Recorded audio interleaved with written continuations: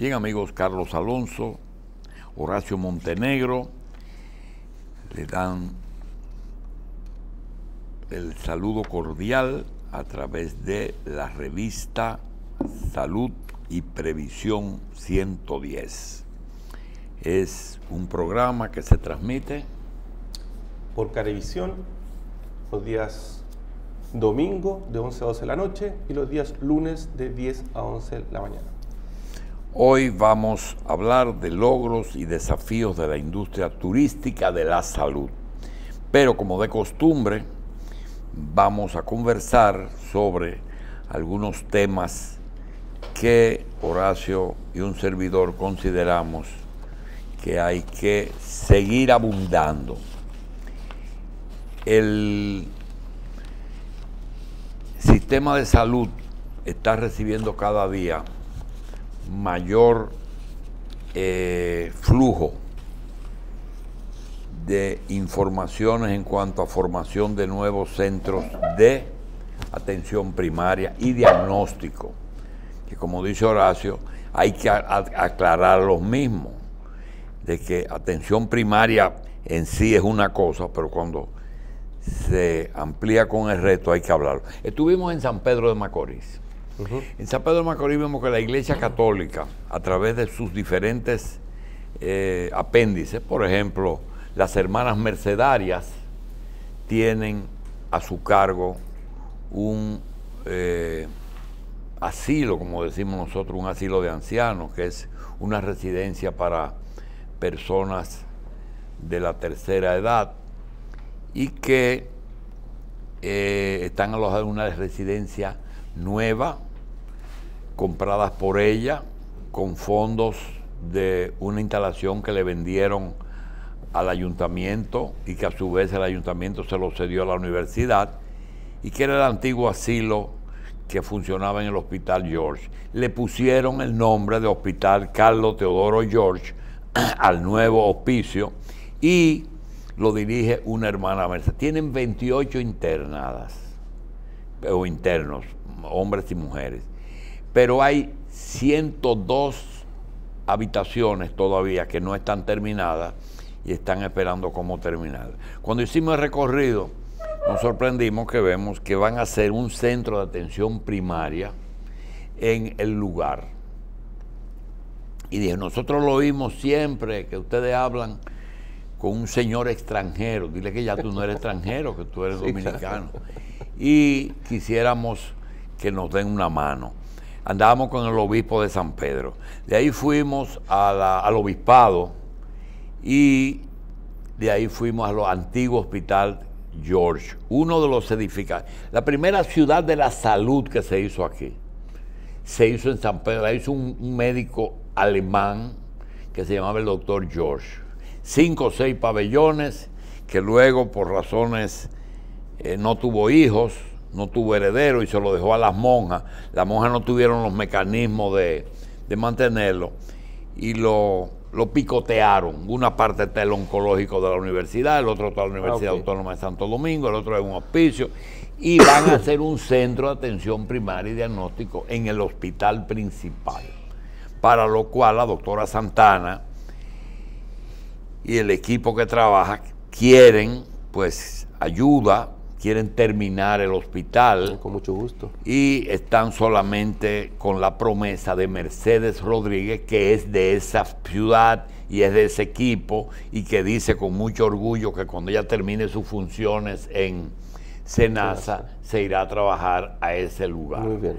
Entonces, quieren ayuda, pero lo importante es cómo hay una conciencia de la necesidad de la atención primaria y los lugares, pues en los pueblos tú sabes que hay abundancia de espacio, no es tan cara la construcción como en la capital, la tierra no es tan cara y hay instalaciones que se pueden adaptar perfectamente, pero está por otro lado los recursos humanos, que es uno de los problemas que hay, porque entonces el médico que trabaja en el hospital público o que trabaja en la consulta tiene que contratarse para hacer un horario en esos centros.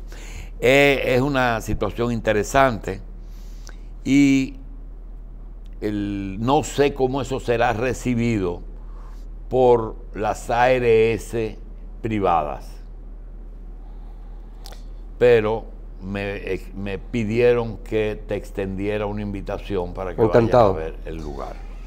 Encantado. Mira, respecto a cómo las ARS pueden reaccionar, yo sigo insistiendo que las ARS tienen que tener esa apertura para que todos los prestadores que cumplan con un estándar de infraestructura, de equipamiento y de personal calificado puedan viabilizar y darle la atención como corresponde a la población. No solamente los centros de atención primaria, yo digo cualquier prestador de servicio de salud. Y sigo con mucha curiosidad viendo que permanentemente las sociedades de especializaciones médicas siguen teniendo conflictos con las ARS. Andeclip tiene conflicto con las ARS, el Colegio Médico tiene conflicto con las ARS, y como dice el dicho, si el río suena, ¿cierto?, porque piedras trae.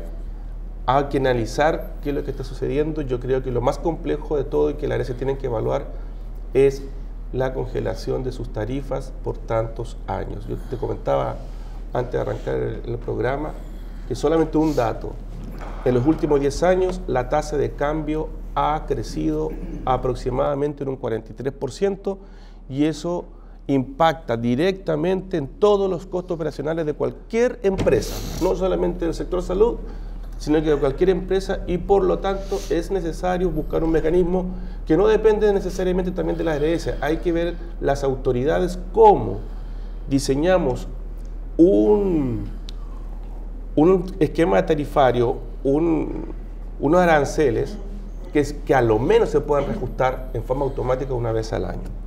Ese es un tema que lo vamos a discutir más adelante. Pero el tema es que cuando tú planteas eso, que es contundente, si en el 2010 la tasa de cambio estaba entre 35 y 37%, 37 y pico pesos, y hoy está en 54, 53, no solamente sube el costo de la vida del médico que da consulta o de la clínica que quiere una revisión de tarifa, sino también de la ARS, que tiene que subir el costo de su prima, porque es un seguro, ¿verdad?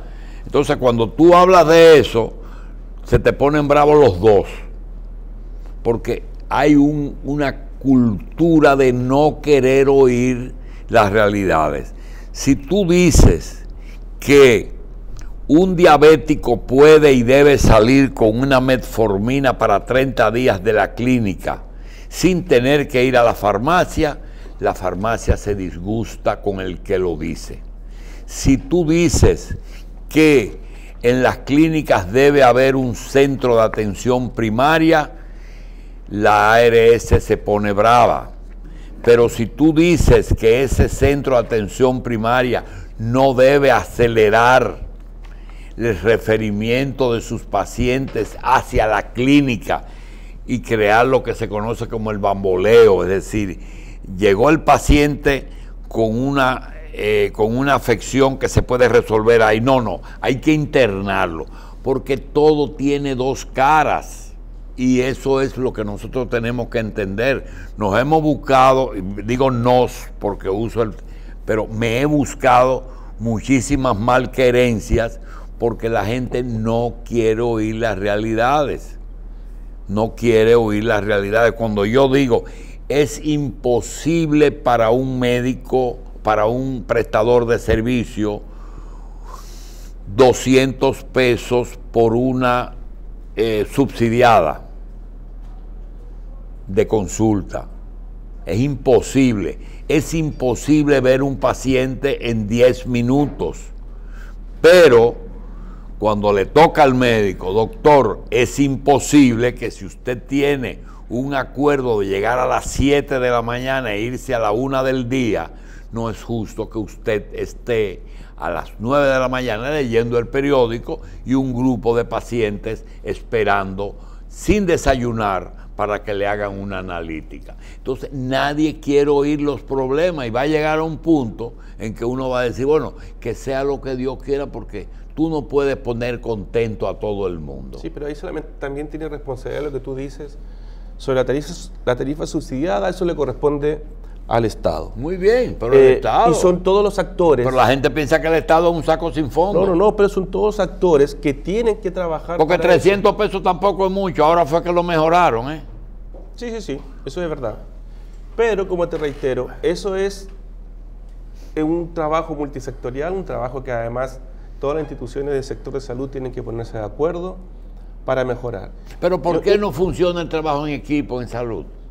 Yo entiendo porque hay intereses gremiales, particulares de ciertos grupos, ¿cierto? Para tratar de lograr o imponer su criterio. Mira, aquí tuvimos a inicio del presente año al doctor Rafael Mena, donde él defendía, ¿cierto?, el sistema y el manejo de funcionamiento de las clínicas que van directamente a una estrategia de generar mucho gasto y que no necesariamente son los servicios que requiere el paciente cuando entra en la institución. Entonces, aquí todos los actores tienen que hacer un esfuerzo, como lo he reiterado antes. Los prestadores no pueden seguir sobrefacturando sus servicios. Los usuarios no pueden seguir prestando su carnet para que se atienda a otra persona. Y las aseguradoras de servicios de salud tienen que resolver y aceptar, primero, por un lado, que puedan seguir, no ponerle la barrera de entrada a nuevos prestadores de servicios de salud, siempre y cuando tengan un nivel de infraestructura adecuado y de un buen estándar. Es súper importante porque tenemos unos invitados que vamos a ir ahorita a hablar sobre ese asunto. Pero las ARS también tienen que ver en conjunto con el Estado, porque es un tema que les corresponde a los dos, cómo se mejoran las tarifas del sector de salud. Pero no pueden ver el hecho de que una ARS se defienda, no lo pueden ver como una agresión. A veces, esto no es una agresión, que es la famosa ¿cómo se llama? Cuando te revisan la cuenta. Auditoría. No, glosa. La famosa glosa. Tienen derecho a ver la cuenta, déjame ver si hay algo que está de más. No, eso es una falta de respeto, dijo uno el otro día. Bueno, mío, el problema es que ellos tienen un costo y ese costo no puede ser mayor que ese paciente paga en un año. Inclusive hay la posibilidad, dijiste, el deber del paciente, así como no prestar el carnet, que no es el principal problema, sino es una expresión que se usa mucho, es tengo un año sin usar este seguro, déjame irme a chequear todo. Y hasta van con un internet y con una computadora y dice, yo quiero una resonancia magnética. Y se la proponen al médico, porque yo leí que eso me da muchísimas cosas. Entonces eso solamente se come un presupuesto de un año, una asignación. El sistema hay que tener. El sistema tiene un cierto dejo de, quiero que no me malinterpreten los que nos están viendo, un cierto sesgo de perversión. ¿En qué sentido? Mientras los actores de servicios de salud, los prestadores, no reciban un ingreso a través de un aumento de tarifa que sea razonable, van a buscar siempre la trampa para poder compensar eso. Entonces, ¿cómo se hace para poder equilibrar y que todos los intereses estén resueltos por todos? Es un tema complejo, no es un tema fácil.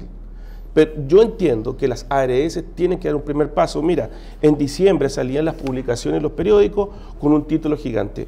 Los periódicos resaltan las ganancias millonarias de las ARS. Y cuando tú hablas con la ARS dicen, no, nosotros estamos en pérdida.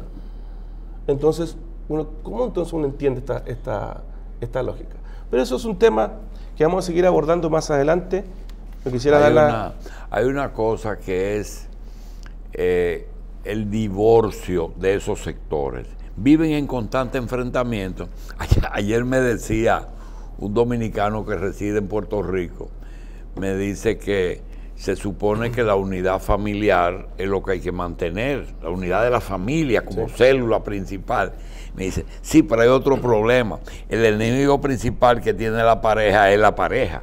Porque cuando hay un divorcio, hay problemas muy serios en que se convierten en enemigos por razones económicas. Y todas esas divisiones, todas esas diferencias por razones económicas, sí, todas. Exactamente. Tienen un apellido. Y es difícil, muy difícil el que se diga, vamos a trabajar en equipo.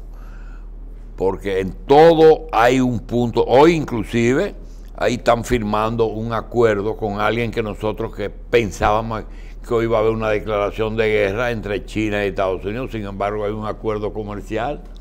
La sangre no llegó al río. Así Carlos, es. vamos a una pausa. Pausamos.